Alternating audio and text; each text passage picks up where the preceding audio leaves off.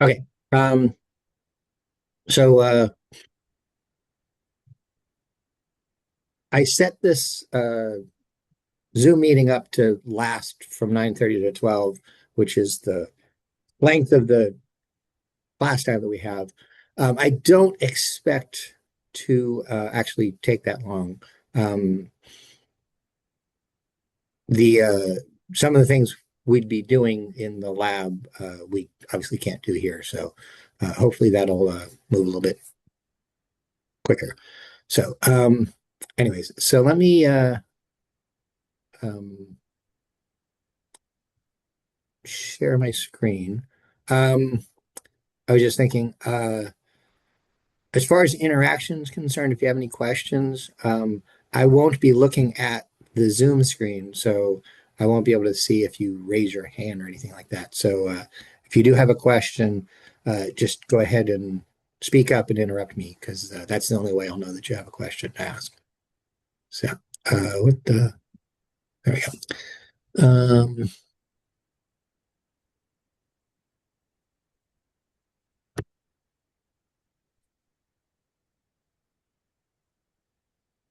Hold on a second. That I thought I had this set up ready to go. Okay, there we go.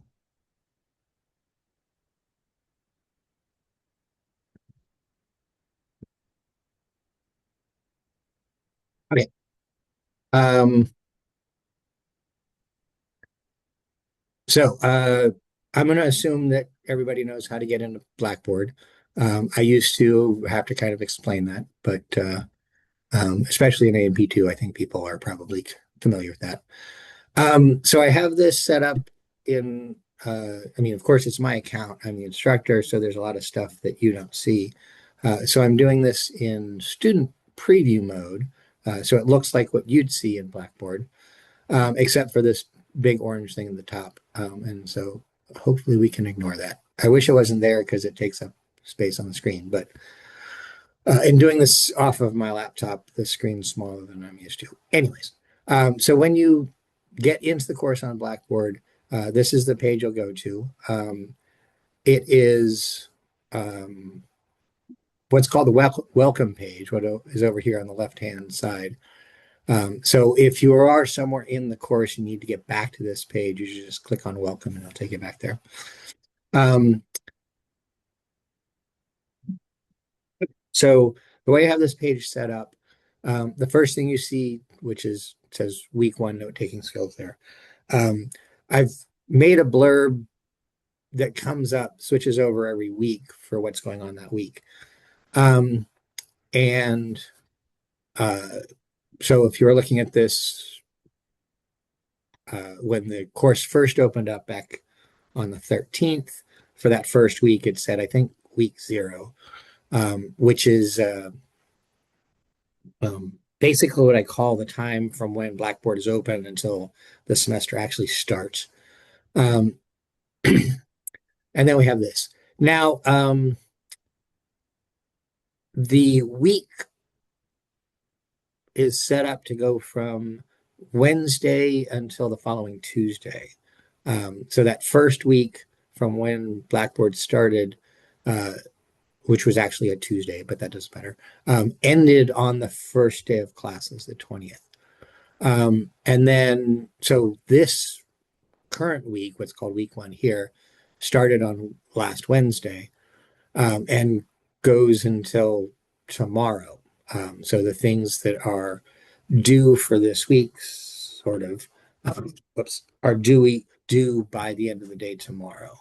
And actually, that's not entirely true. Some of it is, and some of it is not. And I'll get to talking about that in a little bit.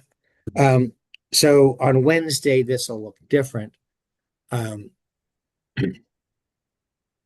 and it'll just change over automatically every Wednesday. There is a point somewhere around halfway through the semester where I hadn't gotten around to writing the blurbs, and every semester I meant to, and I just never got around to it. So I'm not going to this semester. Um, because this is the last semester that we'll be using this version of Blackboard.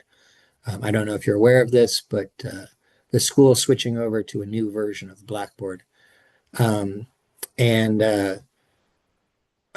one of the things the new version does not have is this welcome page. It goes right into what is the course content as we see it here. It's an improvement. On my side, there are some things that are taking me time to get used to, but I do like the new some of the new functionality of it. So something to look forward to. But I'm actually using it teaching my AMP1 class this semester. So uh, there may be times during the semester where I kind of don't switch very well between the two aspects of how Blackboard works in my head. So let me just give a blanket apology for the semester if I misspeak things about how Blackboard's set up, because I might be thinking about how the new version is and not how it is for this session. But hopefully I'll be able to avoid that mostly. Um, anyways, the other thing that you see on the welcome page is my faculty information. So it's here on the page that you always go to, so you can always find my email address if you need to. It does sort of avoid the excuse sometimes students will use that they can't find my email address. It's there, it's always there, first thing you see on Blackboard. It's found other places in the course too, but that's where it is. There's also a phone number here. This is a phone number to my on-campus office. It's not a great way to get in touch with me. It's better to email me, but uh, it's here. Come on, trying to highlight. Okay, my laptop's mouse pad is not the greatest. Okay, anyways, so you can call that, but it's really only useful to call that when I'm in my office, um, because I don't tend to check the email. Sorry, the voicemail through that. Um, but I wanted to include it because it is a way to get in touch with me. If you do call to leave a voicemail, the message that I have there does in fact say it's better to get in touch with me by email. Or I don't remember if I say it on there, but you can also get in touch with me through the messaging um, functionality in Blackboard. That's another way to do it. The next line here, uh, geez, there we go, points out where my office is. It's in the same building on the same floor as the lab. Um, when you come to lab, you'll see that there's a door across the hall that opens up to another um, hallway, and that hallway contains all of the faculty offices. So if you go in there, the door there closest to where our lab is, um, from that entrance, mine is the third office against the back wall. Um, and you'll see my name and the room number there too. But if you need to find me, that's where it is. My office hours are posted here. Basically, these are the hour before my classes start each day of the week. So for the Wednesday, I mean the Monday lab, 8:30 to 9:30 on Monday. But then also I have a Wednesday lab at the same time, which is also A&P2. So I'm in there then. And then Tuesdays and Thursdays, I have 10 o'clock lab. So I'm in my office from 9 to 10.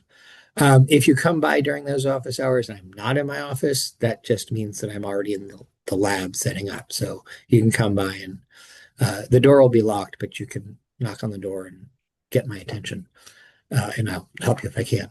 I am going to be in my office other times during the week. And probably the best time if you need to meet with me is after lab. Um, Now I may have meetings on Mondays um, during the lunch hour, but not too often. So you probably be able to catch me after class. But if I do have a meeting, I'll be in my office after that for the afternoon. So you can uh, find me then. Or if you want to contact me to say you want to meet, that's often. Say that again.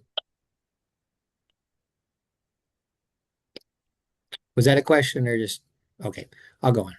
Um, okay, hold on.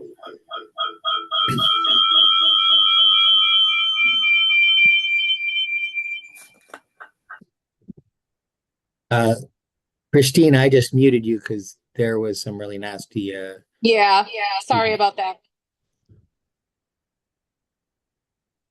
Okay, no problem. It's under control. So back to what I'm talking about here. Come on. Um, that's why. Uh, and I, after my Tuesday and Thursday labs, which go till 12:30, I'll be in my office at least for a little while after that. Um, I have to leave those days to pick up my son from school, so I won't be there all afternoon, but I can meet a little bit there. Um, and then Fridays, I'm not on campus, but I am working from home. So if you need to meet with me, we can set up a Zoom meeting on Fridays. And in fact, anytime during the week that you want to meet, if you can't come physically to my office, we can set up a Zoom meeting during those office hours or the other times I'm on campus. So I just want to point out the note down here at the bottom. Um, I just it, calling me is not the best way to get in touch with me. Email or messaging through Blackboard is. So, all right. So that's some of the boring stuff about the first page. Over here on the left-hand side, some things to point out. After the welcome link, which would take you back to this page, there are announcements, which when I post them, I also email them out. So you should get them through your student email. But if you don't, you can always go here to see them. Or if you get it in your email and you get rid of it in your email and you want to go back to find it, um, uh, you can look here. And then there's, it says syllabus and course information. It's really just the syllabus. And the way this is written, this link, just to explain it, this is Bio 232, that's AMP2. The lab section would have an L after the 232. And then the syllabus is for both of my AMP2 classes. So the Wednesday class lecture is D03, and you guys, the lecture is D07. And then my Wednesday labs in the morning is D03 and D04 in the afternoon. And then the Monday lab for you guys is D07. I don't have an afternoon lab on Mondays, so that's why there's nothing out there. But that's just how I set up this link in Blackboard. If we go to the um, syllabus, it's written out a little bit more clearly here. Now, this is a Google Docs document, which is to say that it is a living document. I can make changes to it and it'll update automatically online. If you want to print out a version of this, feel free. If I make any big changes to it, I will mention that and let people know that have it printed out to uh, print out a new version. And really, most of the changes that might come up that require printing something else out is changes to the schedule, which is really just the last page or two.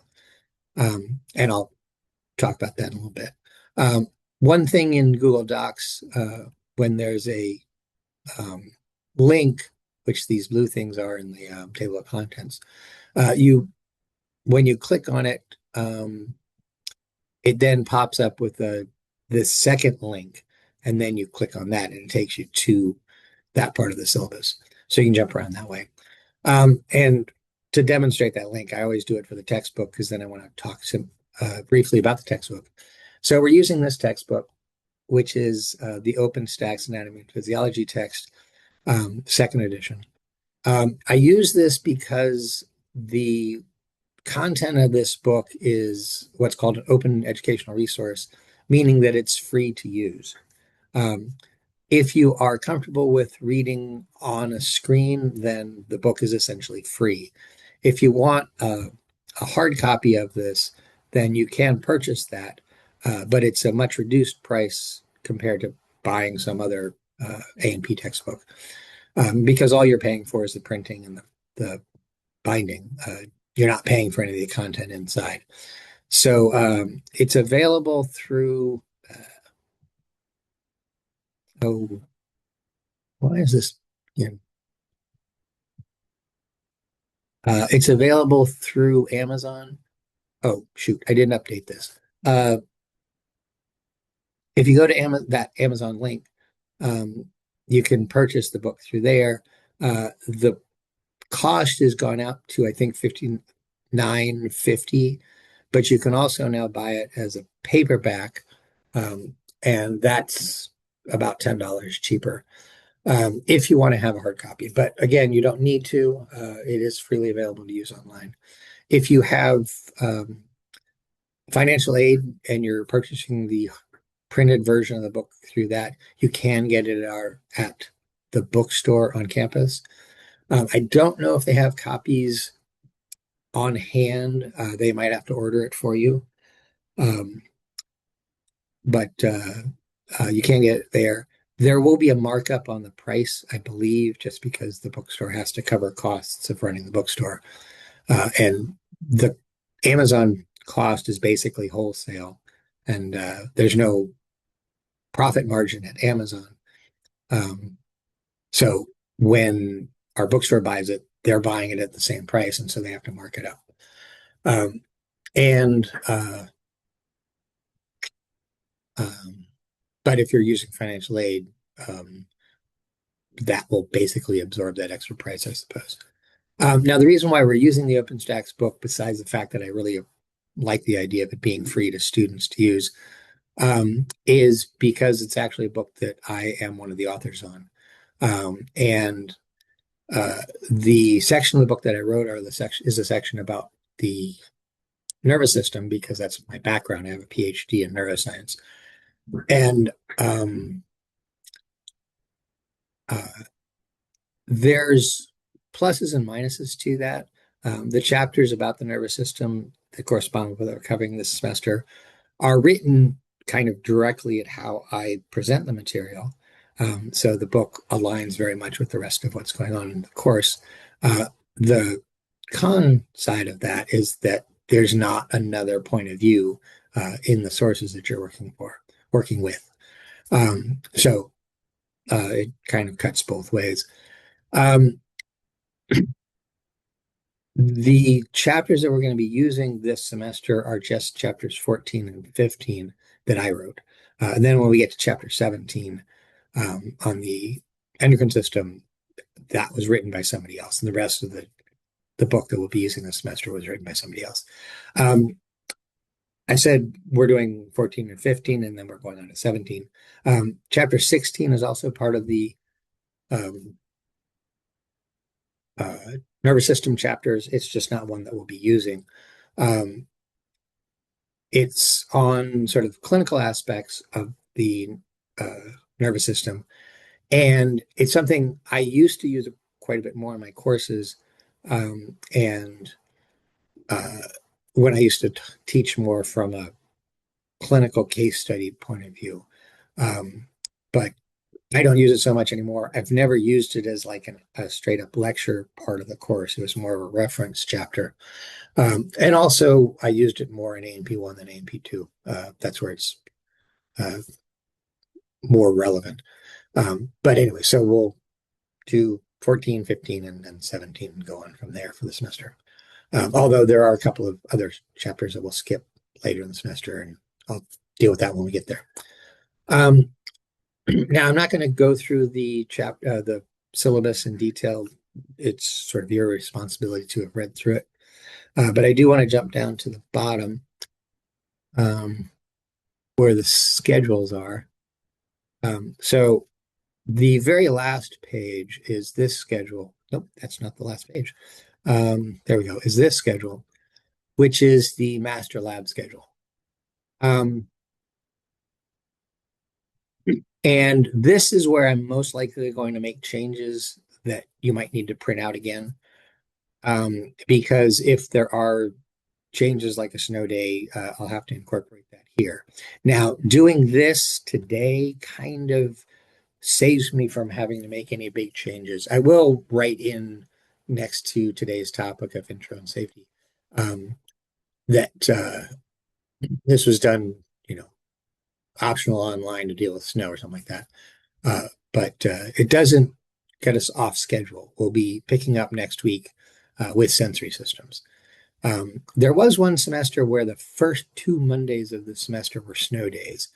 So my Monday class didn't even start meeting until um, what would be February 9th. If that were this year, of course, then that Monday would meet on a Tuesday because of the holiday, which would just make for a weird start to the semester, anyways. But hopefully next Monday will be clear and we'll have regular lab meeting then and go on. Now, the point of having this here, it shows you the Monday and the Wednesday lab schedule.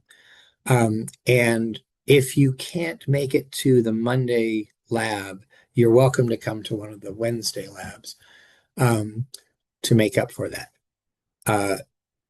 Unfortunately, because of just how things work out, you're not going to be able to like wake up Monday and realize you can't come to lab and then say, well, I'll just come on Wednesday because Wednesday is a week ahead of us. So because of Martin Luther King Day, last Monday, the whole school started courses on Tuesday. So Wednesday meant last week and did today's material, so to speak. And then, so we're a week behind here. And then this Wednesday, they'll be doing sensory systems, and then you'll be doing that. So if you need to make up for the lab, missing lab, you have to know ahead of time that you're going to do that because Wednesday is a week ahead. Now, that will change at the end of the semester, but it's not a big save. On Patriots Day, which is a Monday holiday, the school will be following a Monday schedule on Wednesday that week, which means the Wednesday lab will meet. And as you can see here, Wednesday's doing the urinary system the week before that. And then coming in on Monday, the Monday lab will be doing the urinary system then. And then the last 2 weeks of the semester, the Wednesday lab will be behind you. So at least for 2 weeks of the semester, you'll have the option of if you can't come in on Monday, you can just show up that next Wednesday. Now, I'm not thinking this is going to be the only snow day that we have to deal with this semester. So things might change. If there's a Wednesday snow day, I'll have to um, uh, alter that schedule and everything will move back. And so it might end up that if there's a Wednesday snow day, but Monday meets that week, that Wednesday will end up being behind Monday. So okay, don't pray for snow days, please, because it really messes up how I do things. But there you go. Now, the page before this is the other schedule, which is, I really ought to call this the lecture schedule, but it's the course schedule, sort of the topics that we're dealing with. And here we have the weeks broken down. So, like I said, from when Blackboard was opened on the 13th through the 20th, which was last Tuesday, was the first week, which I call week 0 because the class hasn't actually started yet. And the lecture topic, so to speak, is the course introduction, which is the syllabus and the start here folder on Blackboard.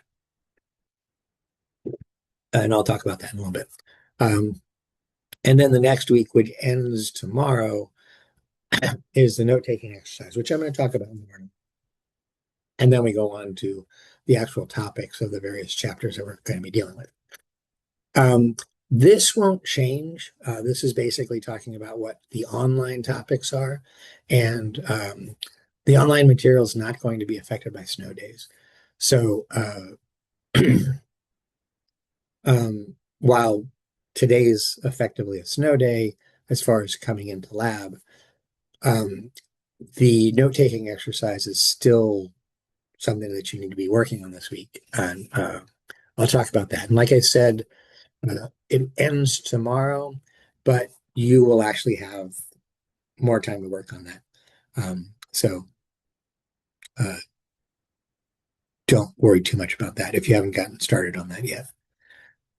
So that's the syllabus. And I want to go back to Blackboard and talk about what's going on here. So after the syllabus is course content, and this is where you're going to spend most of your time in the course. The Start Here folder is the sort of welcome to the class stuff. It has a few assignments to complete, which, oh, good, they're still there. They were originally due on the 20th, and I ended up changing them to be due on the 27th. So if you haven't done these yet, please do. And there are some that are actually due later than that. But so the first email message, if you haven't done this already, and I haven't looked at who has or not, you send me an email address. Send me an email, which puts you into sort of my contacts folder, and it's easy for me to find your email and get back to you later in the semester if I ever need to. I'll send back a 3-word phrase that you'll enter into the assignment, and get 5 extra credit points. And then there's a video that you can upload. So just do a quick video introducing yourself. It does help me get to know students if I can see your face and you can talk to me for 30 seconds or something like that. So you can do that, and again, you can upload that for 5 extra credit points. Now, both of those are optional. If you don't want to do them, you don't have to. You don't get the extra credit points for it if you don't. And I think it was in one of my other classes, for the introductory video, somebody sent in a link to a YouTube video because they didn't want to do an introductory video of themselves. And that's not what I'm looking for. There's actually, I guess this was an A&P1 now that I think about it. Because in A&P1 I have some video uploads that students will need to do. And so part of this is actually to be sure that people can upload videos. So I am looking for that. If you don't upload an introductory video, you're not going to get extra credit for that. So there you go. After that, this introductions, it's actually a discussion board, but it's not a graded assignment. I've just put it in there if you want to use that to talk to people within the class, get to meet each other. I don't look at that myself. So I don't know if it's going to be used. I don't know if people use it, but you can feel free to go there. The next link there is not an assignment. It's just a little blurb talking about the textbook and the lab manual. And I already talked about the textbook. I didn't say anything about the lab manual because actually there is no lab manual. What we need for a lab, I'll provide for you some handouts that you need, and I'll talk about those later.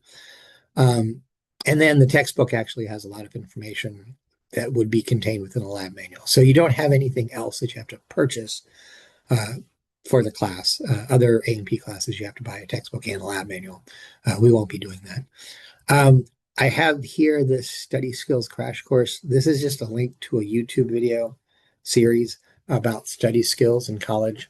And I've put it here just as people might make use of it. The first 3 or 4 videos are pretty good. After that, it starts to get into things that are more relevant to 4-year residential colleges.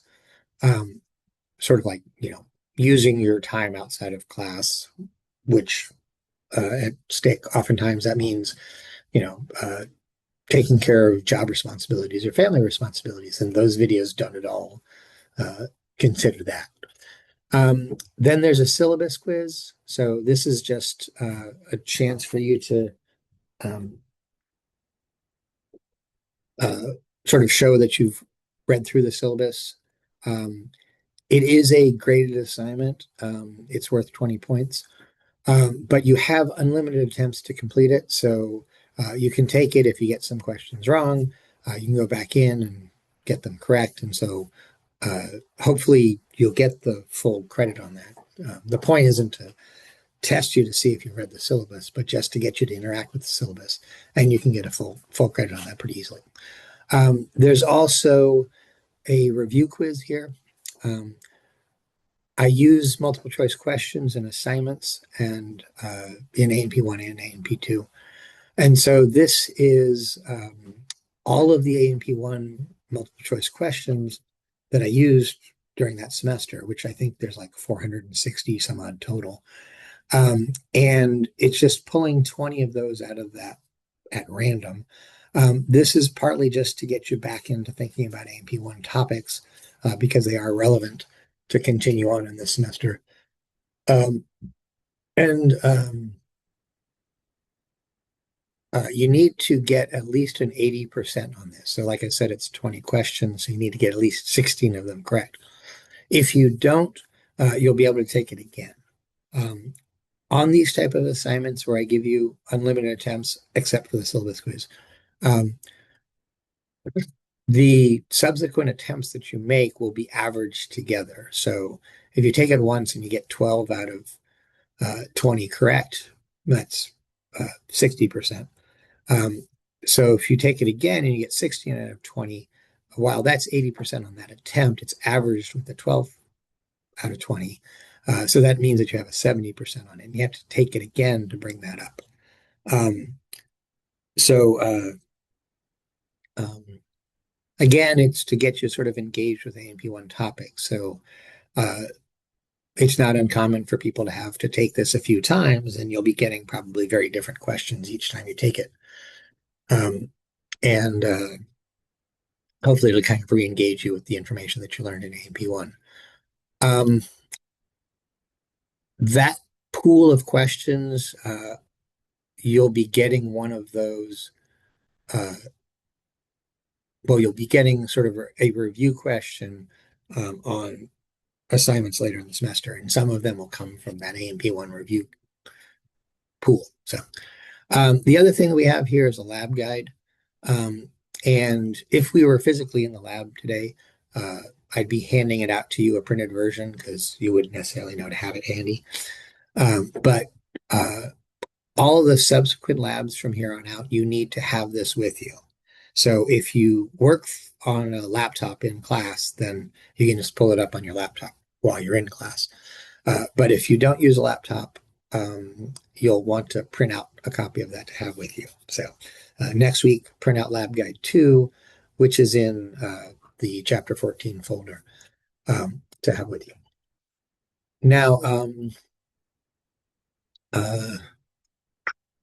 I'll talk about the lab guides later on. Now, what I want to talk about for a bit is how the course works overall, what you're going to be doing from week to week. And to actually explain that well, I'm going to go down here to chapter 15 because chapter 15 is the first actual chapter folder here that is set up in the normal way. Chapter 14 is pretty close, but there's a little thing about it that I want to hold off on talking about. So I'll go to chapter 15. So when you go into a chapter folder, this is what you're going to see. It'll start off with this page that has the week's goals.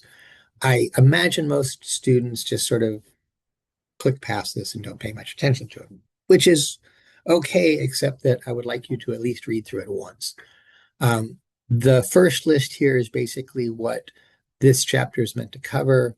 And then the second list is what you should be able to do with that. And if you feel like you're not getting something out of the course, go back here and see what you feel is missing. And that's a good place for us to start the conversation. If you feel that you're not able to identify different tissues on the microscope slides of the major endocrine glands, then talk to me, and maybe I need to go into explaining it differently for you than I did in class, so we can get into it a little bit more. Or I can show you other resources that you can use to make sense of things. So at least read through these once, if not always.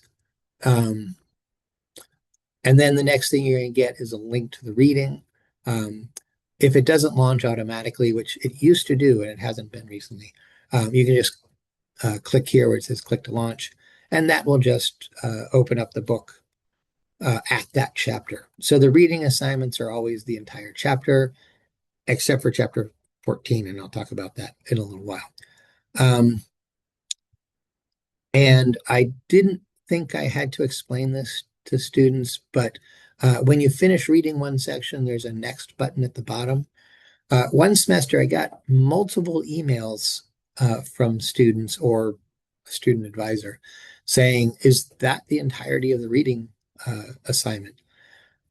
And no, you're assigned to the chapter. So it lands on this introduction page, but you do need to go on to the next section, which you can either use the next button at the bottom after you've read that part, or you can jump into it directly from uh, the menu on the, I mean, the table of contents on the side.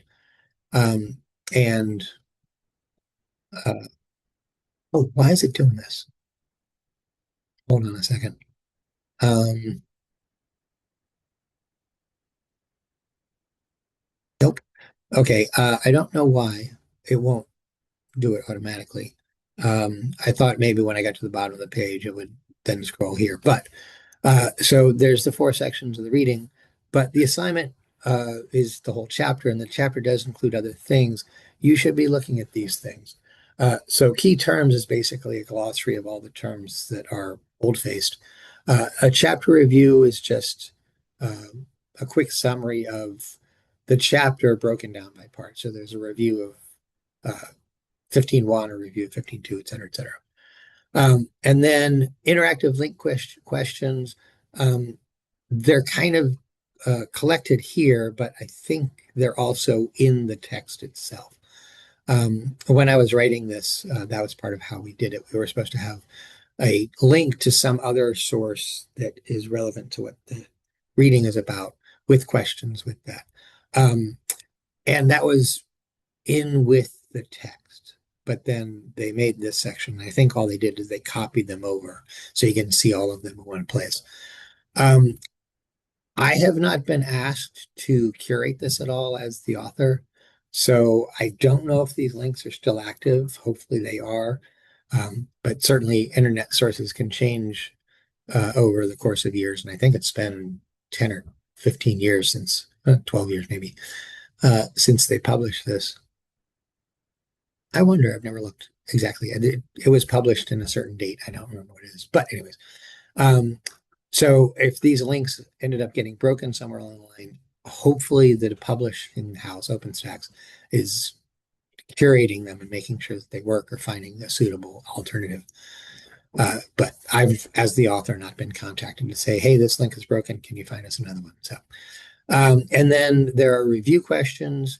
They used to be at the end of each section. Now they're collected all together here. So if you um, uh, read like section one, go to this and you can look at the first few questions that have to do with that section. Or you can read everything and look at the stuff um, at the end there. And then there are also critical thinking questions that they're not multiple choice, they're open-ended questions to get you thinking about things. Excuse me for a second. Sorry. Um, so do look at those things. They are relevant to the course. They are not graded. I'm not checking that you've done them, but you should use those tools. They're part of the textbook. So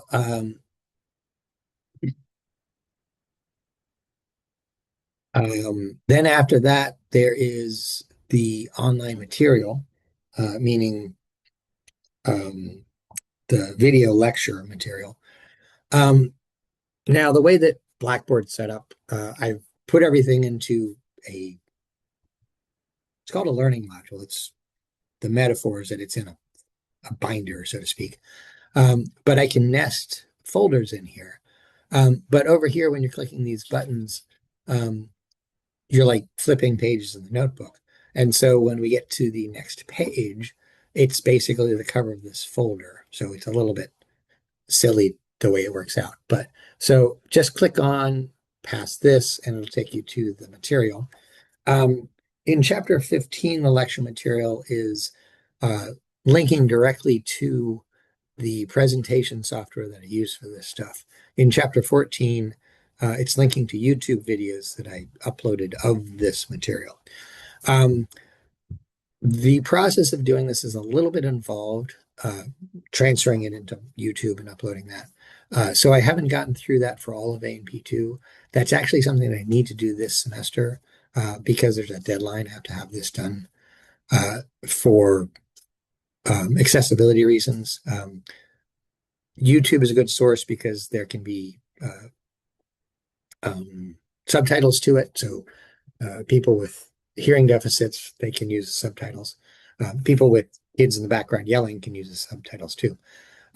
But it doesn't work in the presentation software itself. So I'm in the process of migrating that over, and I need to get it done, I think, by the end of April this year. So by the time we get to chapter 15, I might have already done it, but maybe not. So let me just click through here to show you what this looks like. Come on, click. So I use this software called Prezi, whatever. And uh, so I have, as you just heard, recorded my voice, sort of doing the lecture for the material. And these buttons will move from slide to slide, so to speak. You can also have this full screen, but I'm not going to do that for the sake of what I'm recording with Zoom. But you can click here and go to the next one, and the voiceover will continue, but I've muted it because we don't want to hear me talking any more than we have to. Anyways, now Prezi works as, oh, I can't do this with a trackpad. Shoot. All right. So if I had a mouse, I could do this pretty easily using my scroll wheel on my mouse. I could zoom in and out of this presentation. The trackpad on my laptop doesn't function like that, and I don't remember how to do it without the scroll wheel. But anyways, you can zoom in and out. Like as you can see on this one, there's some writing down here that's illegible because it's so small.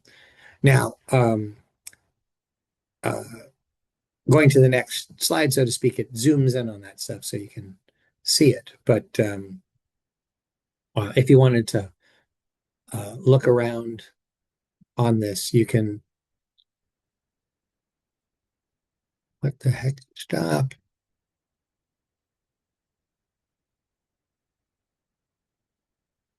Yeah, okay. It's not letting me do it. I don't know how to do it offhand anymore. Maybe when it's full screen, it has some zoom tools on it or something. Or maybe there are some here and I can't see them because they're covered up on my screen.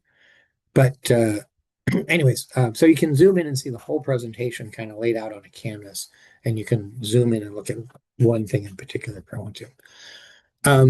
For the things that are on YouTube, I actually have a link to the Prezi source, so if you want to look at it that way, you can. But looking at it with the YouTube videos is fine. And a nice thing about YouTube is, besides the fact that it can form subtitles. Also, if you need to go back and see something on YouTube, you can go back 5 seconds at a time. If you miss something on this, you have to go back to the beginning of the slide and sort of listen to the whole thing again. Anyways, so there's that. Then following that, you get to the assignments. Now, for each week, this is set up basically as a chapter assignment. And there are 4 parts to it. It's a progressive assignment. So you do part 1, and when you're completed that, you go into part 2. Part 1 and part 2 are multiple choice quiz type assignments. They have 10 multiple choice questions, which are pulled out of a larger pool, but that whole pool is 20 or 30 questions for each part. And uh, the 10th question will be a review question. So in chapter 14, that will be a question out of the ANP1 review quiz. And then when you get to chapter 15, it'll include the ANP1 review stuff as well as the chapter 14 questions. And then with each subsequent chapter, the previous chapters added into the review pool. So you get one question just to remind you of stuff from previous chapters. Um, Now you'll notice that it says that there are four parts at the top here, which keeps blanking out as I move my mouse. Um, but you don't see four things listed in the table of contents. And that's because the other three parts are hidden to you right now. You won't see them until you complete the previous part. And to move on, you have to get 80% correct, sort of the same setup as that AMP1 review quiz. And if you don't get 80% correct, then you can take it again. You have unlimited attempts on this. And again, the score that you need to move on is based on the average of all of your attempts. So if you only make it one attempt and you get 8 out of 10, you can move on. But if you get 6 out of 10 on the first one, then you make 8 out of 10 on the second one. That's actually averaging to 7 out of 10.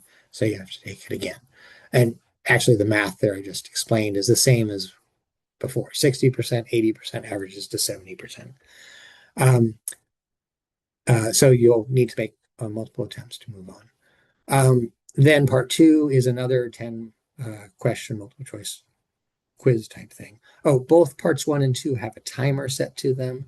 The time that I use for these is generally 2 minutes per question in the assignment. So for 10 questions, it'll be a 20-minute timer. You don't have to spend 2 minutes on each question. If you do 9 questions in 30 seconds, then you have 9.5 minutes for the last question. 19.5 minutes for the last question. So you can use it as you need to, and you might very well be done within that time, and that's fine. When you finished part two, again, to 80% averaged across attempts, then part three is 5 fill in the blank sentences. You will not have a timer on that. And you can save your work and come back to it if you don't have time to sit down and work on the whole thing at once. The timed ones, you have to do them all at once because of the timer, but the untimed ones, you don't have to. The 5 sentences that you have to fill in the blank for will most likely be repeated with each subsequent attempt. For most chapters, I only have the 5 sentences. There may be 1 or 2 chapters that have more. And in fact, I know for the immune slash lymphatic system, I have 10 because I used to have that broken up into 2 assignments, one for the immune system and one for the lymphatic system. But I made it 1 week's work. And so I had 10 sentences and they're all part of that pool. So when you get to that, you'll see a new sentence probably if you take a second attempt. But for most chapters, you're going to get the same 5 sentences over and over again. Spelling is important here because the computer can only accept what I've told it to accept. So if you have a misspelling, the computer will mark that wrong because it doesn't match what I told it to accept as correct. The computer can't say, oh, close enough and give you credit for that. So pay attention to spelling there. That's when a lot of people get things wrong just because they're not paying attention to the spelling. After you finish part 3, again, 80% average across attempts, you'll go on to part 4. Part 4, you only get 1 attempt to complete. Nothing is dependent on you, on the score you make on that. And it's usually 2 open-ended questions and an auto-corrected question, and all of them worth 6 points apiece. So the auto-corrected question might be 6 fill in the blanks in 1 sentence or a paragraph or something like that. Or it might be a series of things that you have to sort or match or something like that. Anyways, which will be worth 6 points. And then the open-ended questions are 6 points each also. Those will be graded manually because they have to be, or the open-ended questions will be graded manually because I have to put my eyes on them. So you can't be redoing it over and over again because I can't be grading them over and over again. I don't have time to do that for everyone making multiple attempts. So you get one attempt on the part four assignment. So again, those will be visible to you after you finish this previous one, but right now they're hidden because we haven't done that. The next thing there, it says homework helpline. This is actually a discussion board. It's not a graded assignment. I usually use discussion boards just for places for students to interact in the course. And if you have questions about what's going on in the course, what's going on in this chapter, you can post them there and other students can see them and hopefully help. If nobody answers a question for you, just ask me and I'll get in there and answer it. I don't tend to look at those directly unless I'm asked to. And I don't think they get used a whole lot as it is, but there is actually something about that that you're going to use more. And I'll talk about that later, or I might not be able to get to it until next week. But there's that.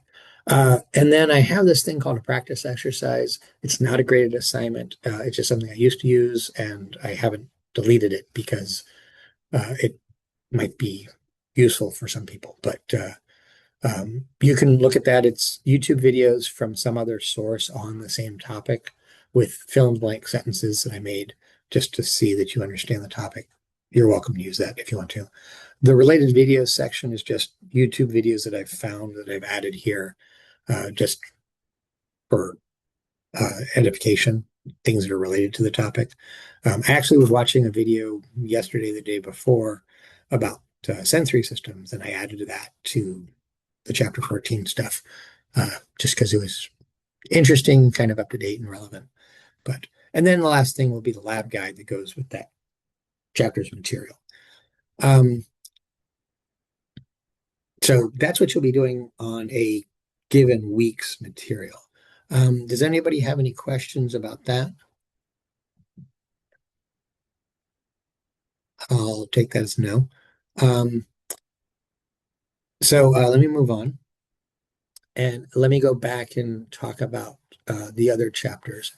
So I skipped over chapter 14 because it's not quite like chapter 15. And the reason for that is one, the reading assignment is not all of chapter 14. It's just chapter 14, section 1. The reason for that is that in other A&P textbooks, there's usually a whole chapter on what's called special senses. And when I was writing this part of the book, I don't see the point in having a chapter just on that. So I have a chapter on the somatic nervous system, which is chapter 14. And the first part of that is about the sensory stuff. But then the second part is about what's going on in the brain. And the third part is about motor output from that. So for what we're doing in A&P2, we're just paying attention to the sensory systems. And so you just have to read that one part of the chapter. You don't have to read the whole thing. So the reading assignment doesn't go to the introduction page. It goes to the first section of that. Also, you can see here that in the online stuff, there's a few different things posted. These are all YouTube videos, but they have links to the Prezi presentation that came from if you want to. And then you'll notice here, there's this thing that says chapter 14 assignments. It doesn't say sensory systems part 1 of 4. That's hidden to you just like the other parts are. But for chapter 14, the reason that's hidden is that you have to complete the A&P1 review quiz in order to do that. Now that A&P1 review quiz, which is in the Start Here folder, is actually due on February 3rd, which is the same date that the assignments in chapter 4 are due. So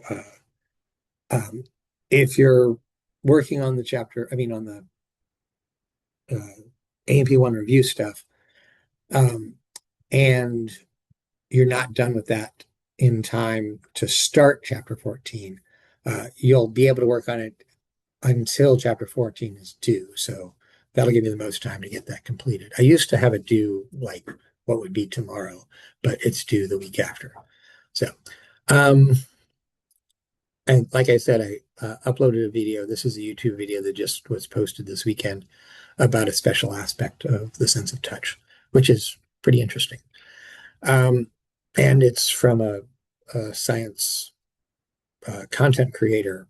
She's got a PhD in mathematics, but she talks about all sorts of science topics, and it's pretty interesting. Anyways, and then again, Lab Guide 2, which is the lab guide that you'll need to have printed out or access to in lab next week on the 2nd, uh, February 2nd. So that's the only thing that's different about chapter 14, just that the part one is not visible until you've finished. You've got an 80% correct on the A&P1 review quiz. Now, the week one folder is very different. So let me talk about that in some detail. So this is basically this week's folder, and this is what you should be working on. Hopefully, many of you have started working on this already. Now, the point of this, and I wish I could do this in A&P1, I just don't have time to do it at the beginning of the semester in A&P1 because we have a lot of stuff to just get rolling on A&P1. But A&P, just in general, is a very dense course. And to make use of the time you have in this course to get all of this information, being very organized about note taking is going to be an important part of that. Also, what you learn in A&P, you're going to need in whatever health science program you're going on to, and probably in your career in the future. So having the material from the course when you took it organized, you can go back even years later and hopefully make sense of it and review the things that you might need to know if you get into a particular specialty within whatever you're doing, that you hadn't really anticipated while you were learning it. For example, when I was in college, I took an endocrinology course, which I didn't do a very good job taking notes on.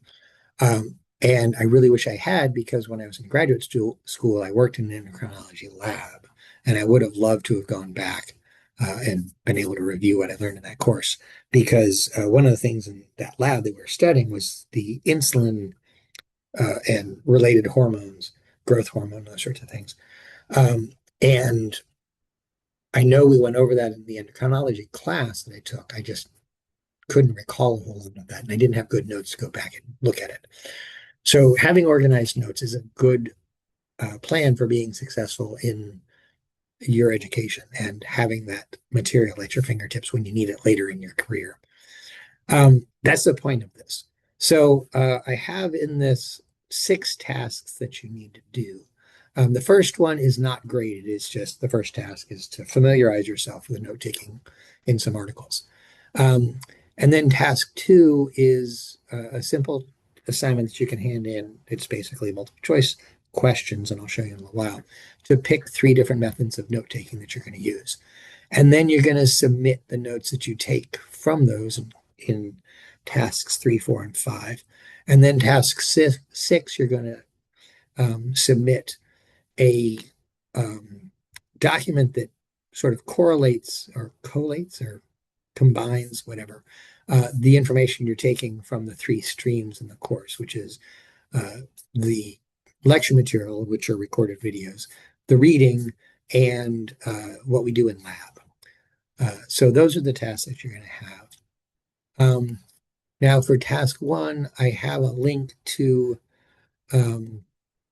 this article, which I found when I was putting this together.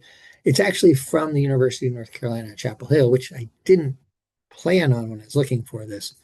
But this is actually where I went to college. So I think it's kind of cool that I get to share something from my college. Not that I had anything to do with this when I was a student, but whatever.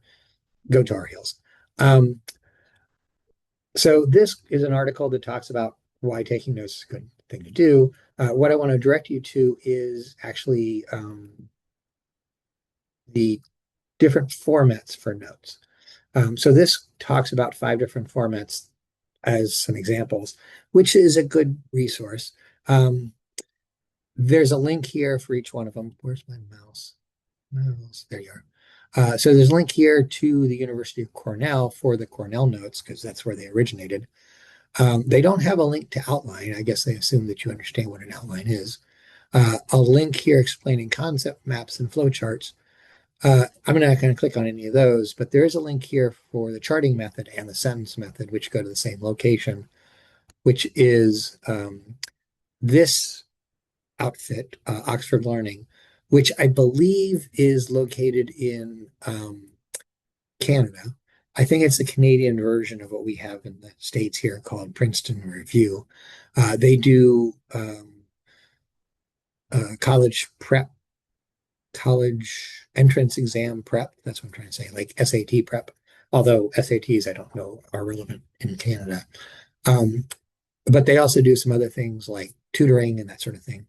It is aimed at high school students, but they have useful information for college students too. Like this is basically their version of the same article that the UNC site had. Why I'm showing you this is because they have some useful pictures. So here's what the Cornell method basically looks like on your page. You have different regions. So you take your notes in the big uh, top right part, but then on the left side, you can write some notes or cues, main ideas to help you kind of find your way through that. And then at the bottom, you can have a summary of what's on that page. So if you're trying to find information in your notes, you can just flip through and look at the bottom of each page and it'll tell you what's on that page instead of having to read through the whole thing. Um, they have an example of mapping. Um, Not a great picture, but sure, that's mapping.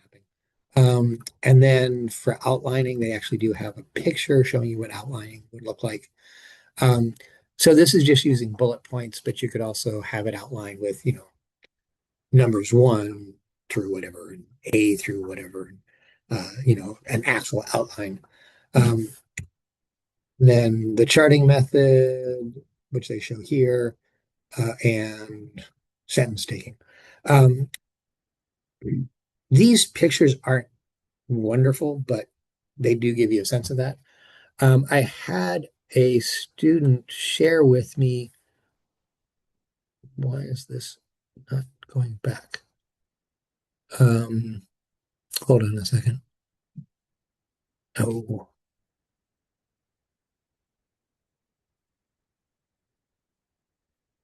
that's why.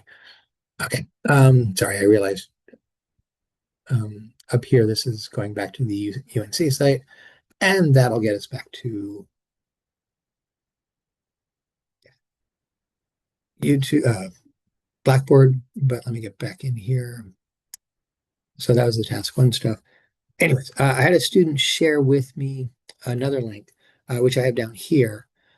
Also, I have links to examples of this that students in previous semesters have used, so you can look at those.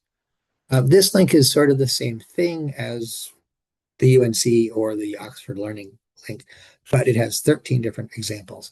And the student sent this to me because he had an example of a note-taking style they want to use that was on here. So they have an example of what outline note taking look like. And these are like real kind of examples. Um, and Here's a picture of a page that's been using the Cornell method. I believe you can actually find online sites that have printed versions of this if you want to do this on paper, or you might be able to find a template for a word processor. So like this, it has, a graph paper region in the main notes part, but then the bottom and side are uh, they might have lines or at least they're blank so that you don't have that graph paper in the back kind of taking up some of the visual space. So that's Cornell. Um, this is called the box method, which is good for digital note taking apparently. And this is actually the one that the student that shared this with me was using. And then they have charting. Um, this is a better example of what mapping or concept mapping, or I don't remember what the other term was for that. But that's a better example of that. So this is a nice version of the um, explanation with more examples and um, better pictures. Uh, Maybe if I sort of dug deeper in the Google results for looking for this, I would have found it. But I hit the UNC site, and again, go Tar Heels, so I use that one. But I have a link to this just the same, so you can look at it if you want to. That's right, this keeps doing that. Um, okay, so then we get to task two, and this is an assignment. So you click here. Whenever you click on assignment, it'll take you to a page that looks like this. The important thing I want to point out is that it says when things are due. So this one is due tomorrow. If you haven't done this yet, please do. It's a very simple thing to do. Once you've read through the assignment, the articles I just mentioned, you can go in here, and this is just asking you to choose the method you want to use for these. And the five examples that are given in the UNC and Oxford Learning articles are listed here, and then there's other. And so the other is why I have that link to the 13 list that I showed you. So you can pick one of these as what you want to do for the online lecture material. And if you want to do something other than these five, you're welcome to choose that. You'll get 3 points for putting something in here. If you choose other, you'll actually get 2 points because if you say other, I want you to tell me what method you're using. And that's and provide a resource for explaining it. So that's why I got the link to that other article. So if you look at that article on the 13 versions, if you're going to use one of those, you can just here say from the 13 types article. You don't have to put another link in there. And if you submit this after saying other, you'll get the third point there. So it'll be the same as choosing the others. If you choose one of the others and you get 3 points for that, and then you write something under here, you won't get any extra points for that. I just set this up so that if you chose something else, I definitely wanted you to tell me what you were doing. And so that same thing is repeated for the reading material, note taking, along with other, and you can put something in for that, and taking notes in the lab. Now, I want to add one more thing to this, another note taking method, which students used last year, which I thought was a really good way of doing this. So you have the lab guides, which you'll have in front of you printed or on a screen during the lab. So for the lab notes, another way to do it is you can do what I'm calling annotated lab guide. And what you do there is basically, if you have a printed out version, you take notes on that. Or if you're using the on-screen version, you can write into that. It's a Google Doc. You can save it to your Google Drive, which comes with student email, and then just add to that. If you take pictures of what we're doing in lab, you can put those pictures in and that sort of thing, and it can help. I thought that was a pretty ingenious way to do lab notes. So you can do that. And if you want to choose that, click other, and then in the extra point thing there, just put annotated lab guide, and I'll just know what you're doing and I know what that means. So that's another choice. I'm only saying that in terms of the lab notes because it doesn't apply to the other ones. And then, so each of those is 3 points, whether it's 3 points for picking one of the other types or 2 points for saying other and 1 point for telling me what other you're going to do. So that adds up to 9. And then I have this 1 point question. Just let me know if you've used any of these types of note taking in the past, what your experience is, and that'll give you a point. So the whole thing's worth 10 points. That's the part 2 assignment. What happens if I do that? Okay, I want to move on from that. And it's not going to let me. All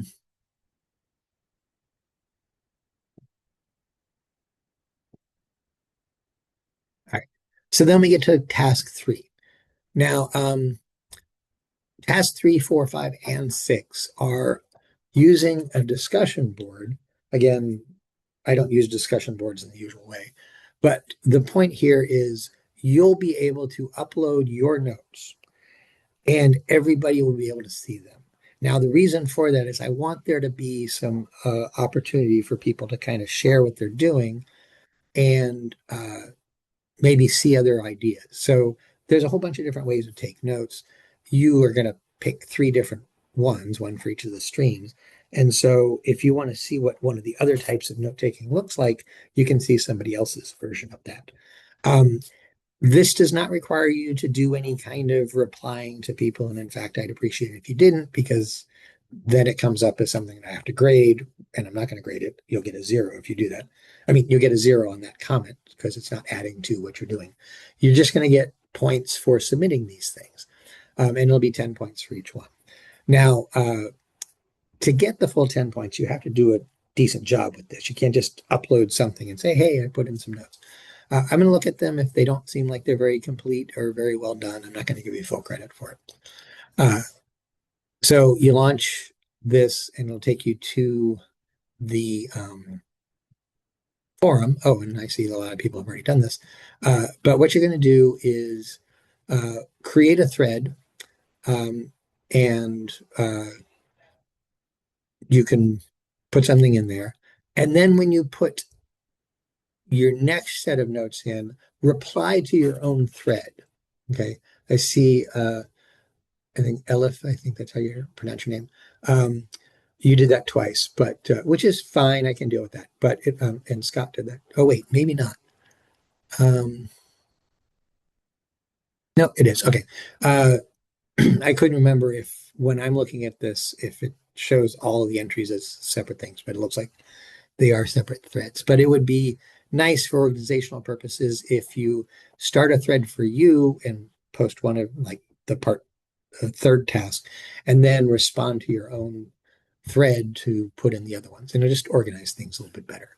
Again, you don't have to respond to anybody else's stuff. You don't have to say something like, "Oh, good job," or "I like how you did your notes."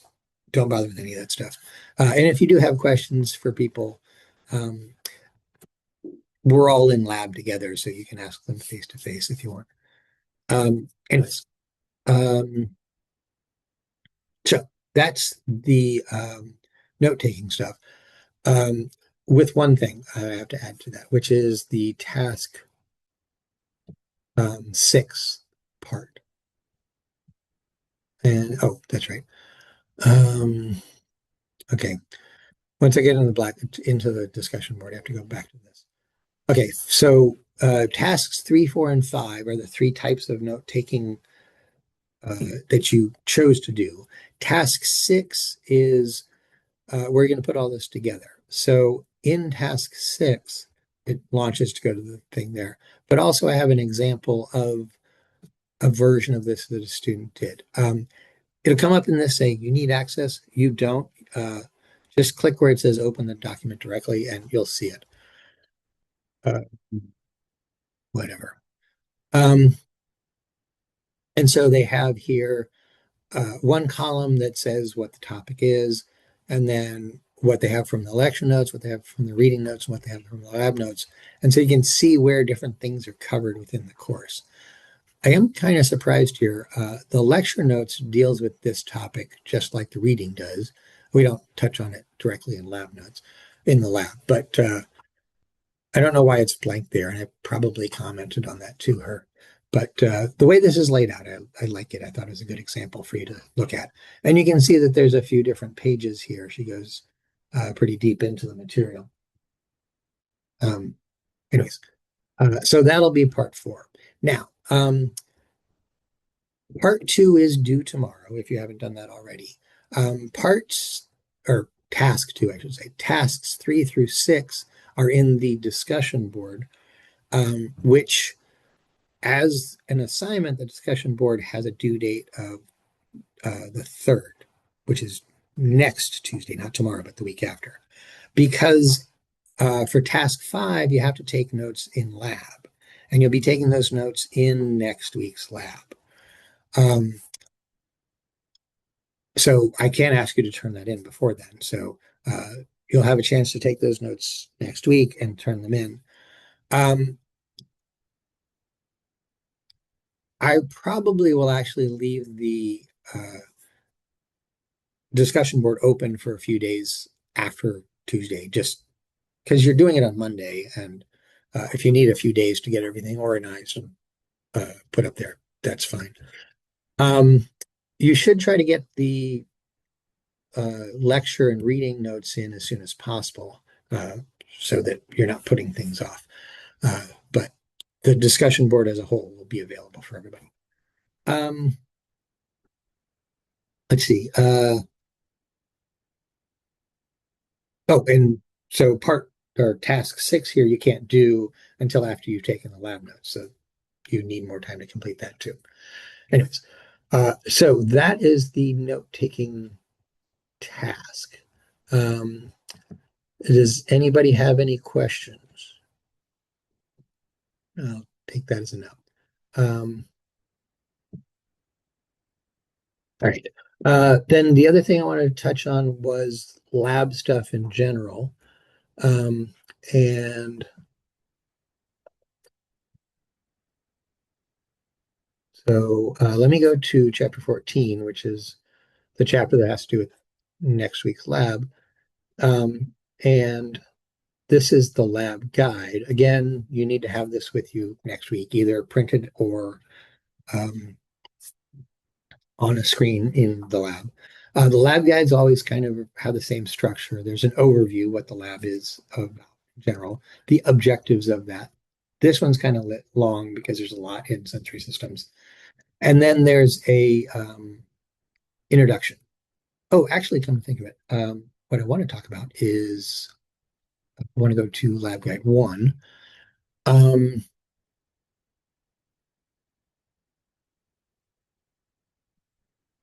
which is in the Start Here folder. The reason why I want to do this is what we would be doing in lab today if we were physically there. Um, so there's not an introduction part here because there is a laboratory safety regulations, which I'm going to go through in more detail when we're in the room, because that's you need to see stuff to understand it. I do want to mention a couple of things. First off, when you come into class, the door will be locked until 9:30. And so when I open the door, I have a sort of a general spiel that I give. And you're going to have all your stuff and you're going to put it up in the front of the room because we'll be taking a lab quiz at the beginning of the class. And uh, so you're going to need just something to write with, and all of your other stuff is going to be put up front. Um, so that's all that's relevant to this. But after that, you can have your stuff at the desk with you. Um, I don't really care about your shoes. There's a sign on the door that says no open-toed shoes, but in an anatomy lab, that's not terribly important, except on the days when we're doing dissections or other important labs. But this time of year, I don't think anybody's wearing open-toed shoes anyways, so that's probably not an issue. It says confine long hair in anatomy. That's never really an issue, except when we're doing a dissection. If you're worried about your hair falling into the specimen, then you'll want to tie it back or something like that. But we're not working with flames, open flames, or anything like that. So confining long hair isn't as important in A&P. I do want to mention that no eating or drinking is permitted in the lab. Um, right outside the door is a cart where my drink will be. And if you have a drink, you need to put yours out there. And if you have food, you can put it out there too. If you're not going to, you know, pull food out in the middle of class, that can stay in your uh, bag or whatever. But if you do need to get a snack in the middle of class, leave it out on that cart and you'll be able to um, get it when you need to out in the hallway. Um, so again, I'm going to go over a lot of these things there. I do want to mention if we have a uh, evacuation alarm, fire alarm, so to speak, um, in the classroom, there's a red box in the roof right in front of the projector, and that'll flash. And then a voice will come on speaker saying something like uh, in a, let me think about this. Uh, an emergency has been reported in your area or something like that, and you need to evacuate the building. And if that happens, we need to leave the room and go to the central stairwell, go downstairs, and then go across the street slash parking lot over into the quad, the open space there, which should be green, but of course is white right now. And if it's really deep snow or something like that, which it probably is right about now, we can just kind of assemble in the parking spaces around the cars there, um, getting out of the way of any vehicle traffic because presumably a fire truck will be coming, or any other emergency vehicles that might be needed. But we need to go there. I need to check in with you, make sure everybody's evacuated. Don't just leave the building and then go off on your own because I'll have to tell somebody that one of my students didn't get out of the building and they'll have to go in and look. And if you're not actually in the building, then you're one, putting somebody at potential risk, and two, wasting some time and possibly resources to do that. So check in with me. If you decide to leave from then, that's your decision, but we will be going back into the room if there's still time. Uh, if the alarm goes off, say 11:30 or later, we'll assume we're not going back into the room. But if it goes off earlier than that, we usually get back in about 20 minutes unless there's something really serious to deal with. There will be construction going on in our building this semester, so there may be things that set off the fire alarm, and they just have to clear it and get everybody back into the building, and it might not be anything serious to deal with. So there's a good chance we'll get back into the building and finish lab. So I just want to be sure everybody was aware of that. Now, in the lab quiz for this week, one of the things we'll be doing is looking around the room and finding these different uh, um, lab safety related items. So I have a map of the room here. So the door that you come in is right here next to where it says hallway. Uh, and then these four benches across the middle of the room are where people sit, just to orient you. And so you'd spend some time moving around the room finding these things. Um, and then there's also a lab exercise, so to speak, which is A&P1 review. And this is not something that we would do in the lab room. We wouldn't go over any of this stuff. But you will be having a lab quiz, and part of the lab quiz will go over material that we did the previous week. And so for the first lab quiz, which we'll have on the 2nd next week in lab, this is the material that I'm drawing on. So this is all stuff that you should have learned about in A&P1. And if you want to review this stuff, you can go to it and just use this as a guide to the things you need to know. For instance, there's only 5 muscles listed here.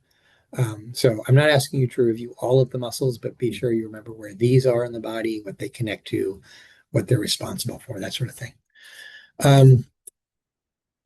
And there's a number of tissues that are listed here. So make sure you understand what all these things are. Remember what they look like, what their features are, that kind of thing. Anyways, so that's what would be lab stuff. So let me talk about the lab quiz, and I hope this works. I now have on my screen a blank lab quiz from A&P1. Can somebody verify that you can see this on the screen?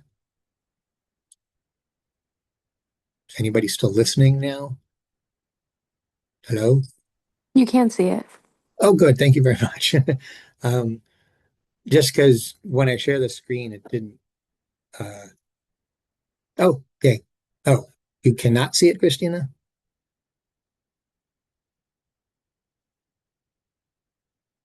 No, I cannot. Okay, one person can and one person can't see this. Okay, let me try this. No, I said I can't, sorry. Oh, I'm sorry. I misunderstood that. Okay.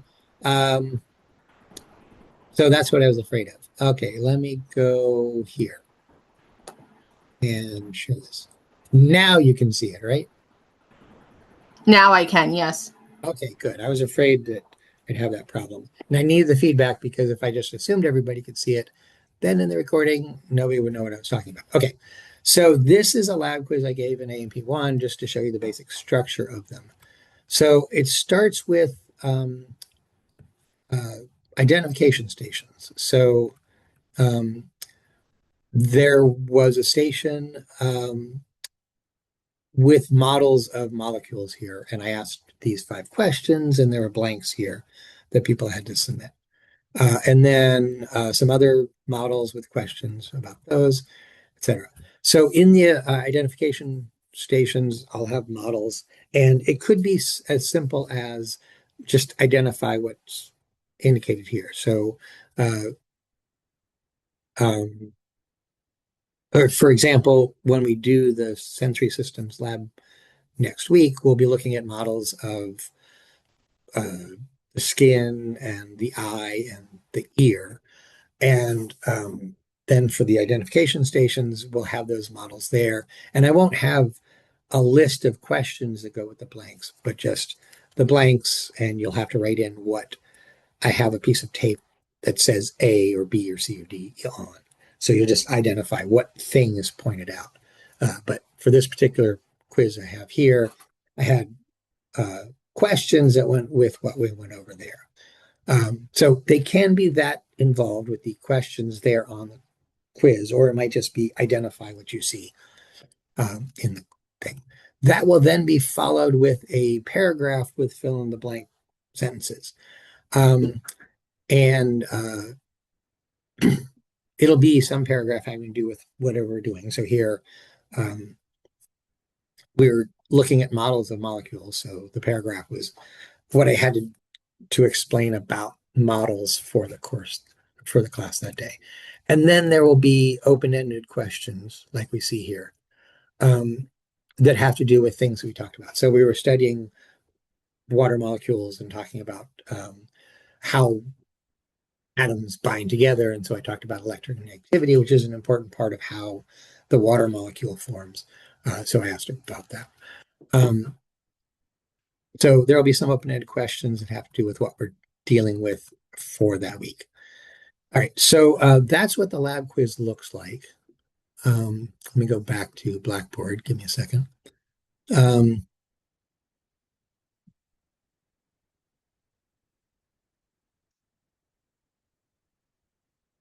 or not Blackboard, but the original share.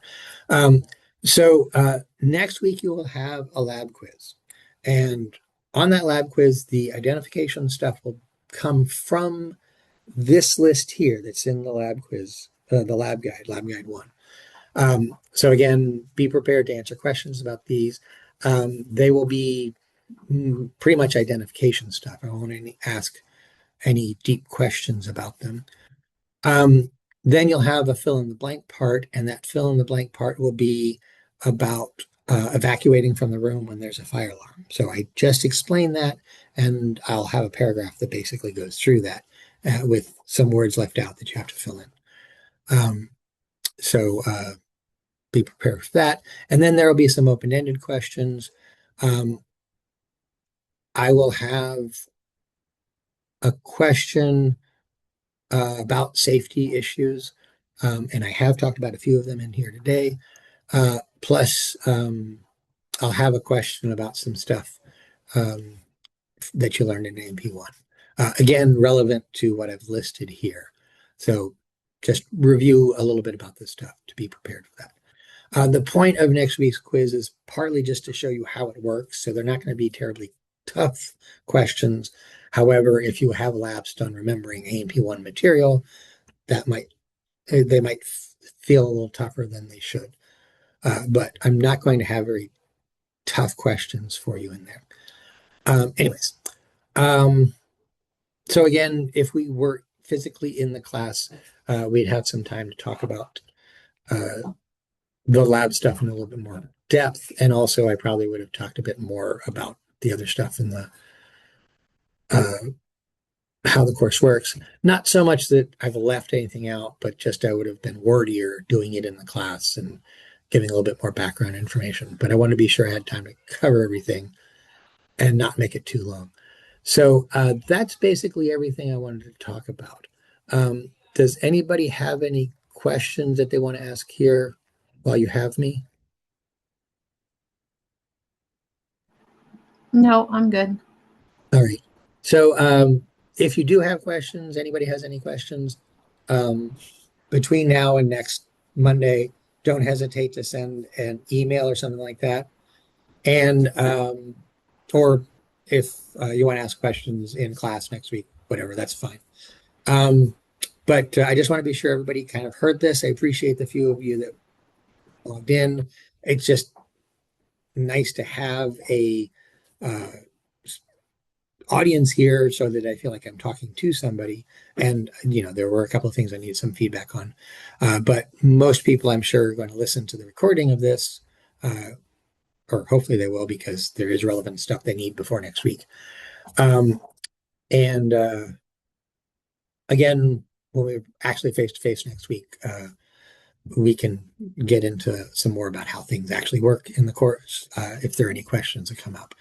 So again, thanks for your time, and I will post a recording for this on Blackboard so everybody can see it there. And have a good week. Thank you very much. Take care.